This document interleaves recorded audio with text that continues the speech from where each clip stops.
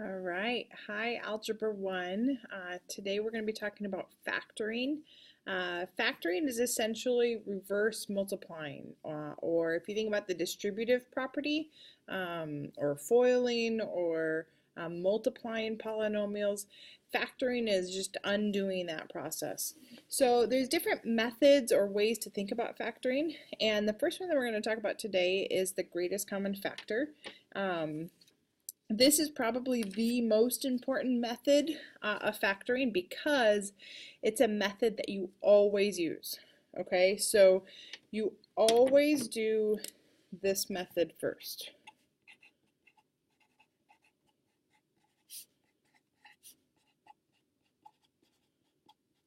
Okay, so when we talk about problems of factoring that get more complex, you will always be checking for if there's a greatest common factor in your polynomial first and foremost. Okay, so let's talk about what this means, greatest common factor. A factor is something that's multiplied, and if it's common, it has to be shared among all of its terms. So we're looking for the biggest factor that's shared amongst all of the terms. So let's look at number 1 here. We have a polynomial 3x plus 9. It has two terms, and that's because terms are split up by addition or subtraction signs. So 3x is a term, and then 9 is a term. So what we're going to be looking for is what factor, or what is in common with these two things. What is in common with 3x and with 9? Okay, well they both share a 3, right? 3 is our greatest common factor. Okay, so our GCF is 3. If we're asked to factor using the greatest common factor method, what that means is we want to break out that 3 and show what would be remaining. So it's basically undistributing. Okay, when we distribute, we're multiplying, right? So if we're undistributing, we're going to be dividing. So you're going to take 3x and divide by 3. And we're just left with x. And then 9 divided by 3 is 3. Okay, so this would be our answer, 3 times the quantity of x plus 3. So factoring means to break up. Okay, we broke up this term, or these two terms, into two factors. There's a factor of a 3 and a factor of x plus 3. Okay, if we were to distribute, would we get back to the original? Yes, right? Okay, so that's how you can check and see if your answer is right. Okay, let's look at number 2. For number 2, we again have two terms. X squared is a term. 3x is a term. We know they're two terms because it's separated by an addition sign. So what's in common here with x squared and 3x? Okay. It's important to note that x squared is really x times x. So both terms share an x. Okay. Here our common factor is an x. So if we factor x, okay, what would be left? What is x squared divided by x? Just x. Plus 3x divided by x is 3. So our answer would be x times the quantity of x plus 3. If we were to distribute, x times x gets us the x squared, plus x times 3 gets us the 3x. All right, number 3, let's look at a little bit more complex problem. How many terms does this problem have? 3, right? 6x to the 4th is a term. Negative 10x cubed is a term. And then 3x squared is a term. So when I think about something that is a little bit bigger, I break it down and I look at just the number part first. So I think about 6, negative 10, and 3.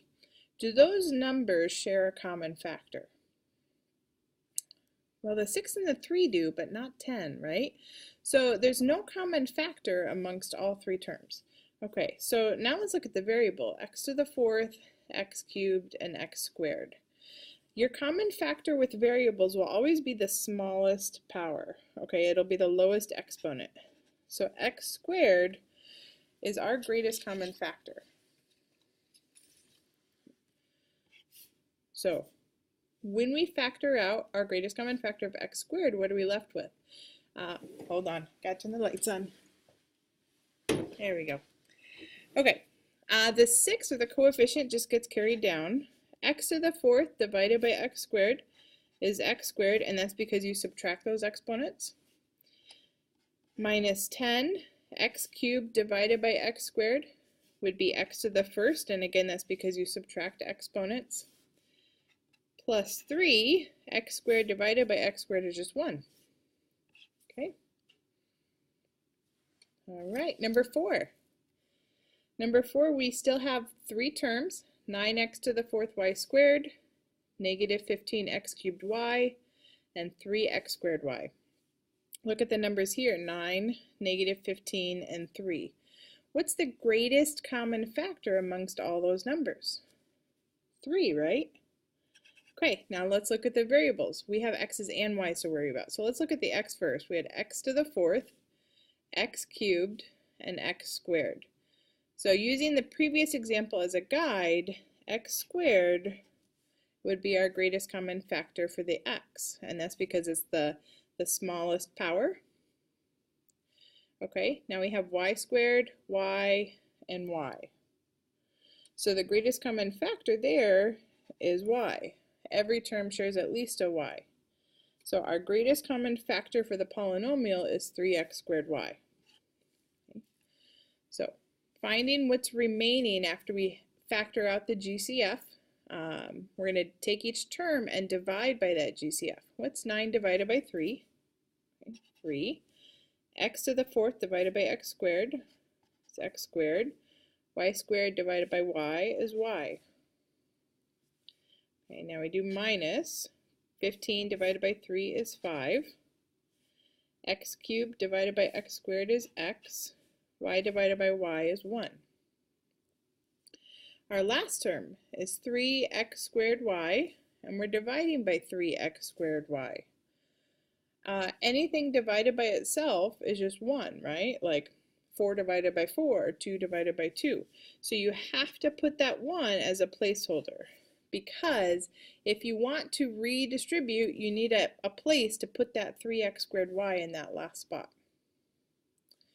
Okay, number 5, I'm getting a little tricky on you. Okay, this is a polynomial. How many terms does it have?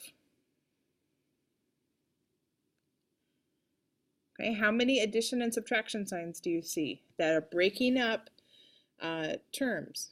Okay, x cubed times a plus b is all one term. And then negative 5 times a plus b is another term. So this is a polynomial that just has 2 terms. Okay, looking at those 2 terms, what do those 2 terms have in common?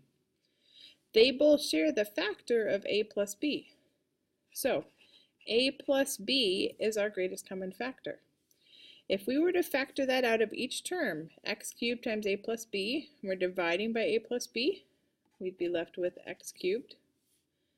And then minus 5 times a plus b divided by a plus b is 5. So we have a plus b times x cubed minus 5. Okay, let's try this one. 2x squared times the quantity 4x minus 3 plus 3 times the quantity 4x minus 3.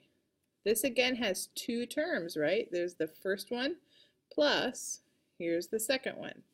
So in each term they share the factor of 4x minus 3.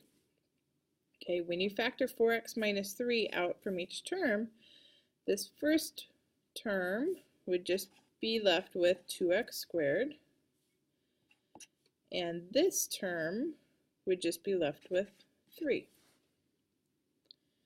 Okay, these last 2 examples are a precursor to our next method. Okay, we don't have much left, guys. Just hang with me. All right, grouping.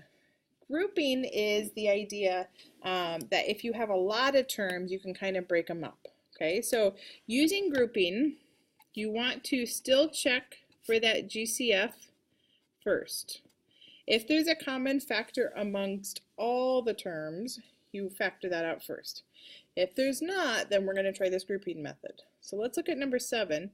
2x cubed, 7x squared, 2x, and 7.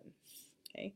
Is there a common factor, number, or variable that's shared amongst all 4 terms?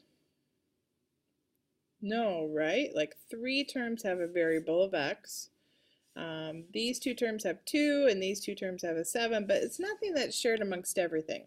So there is no greatest common factor. Well, what do we do? Okay, if there's grouping, grouping is used when there's 4 terms.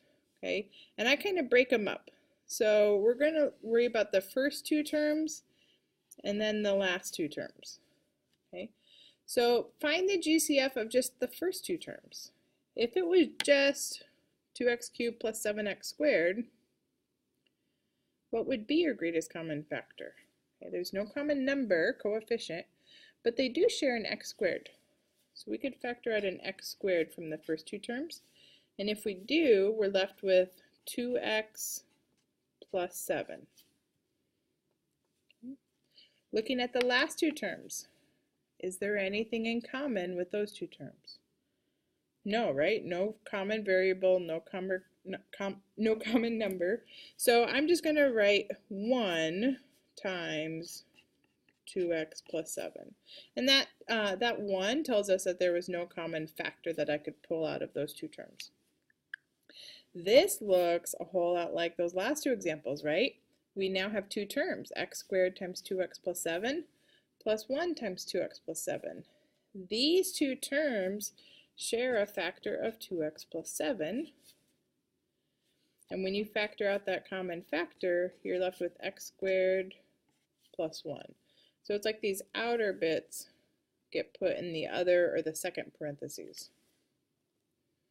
Okay, our last example. 10x squared plus 2xy plus 15xy plus 3y squared. Is there a greatest common factor amongst all the terms? Not all the terms have an x, not all the terms have a y, and not all of the coefficients have the same factor. So no. But we do have 4 terms, so we're going to try and do this grouping idea again. Okay, so just break it up in the first 2 terms and then the last 2 terms. So with the first 2 terms, they both share a 2 and an x. If we were to factor out 2 and x, what would we be left with? Okay, we're going to take 10x squared and divide by 2x. We're left with 5x plus 2xy divided by our common factor of 2x. We'd just be left with y. Looking at our last 2 terms, 15xy plus 3y squared, they both share a 3y. Okay, so if we factor out 3y, 15xy divided by 3y, we would have 5x plus 3y squared divided by 3y. We'd have y. Okay, if you're using grouping, this should be happening. You should have that same common factor of 5x plus y in those same parentheses. So our common factor is 5x plus y. And then when we factor that out, we're left with 2x plus 3y. Okay, that's it. Your homework tonight is a worksheet with some problems. So go ahead and check out the website for those. Okay, good luck.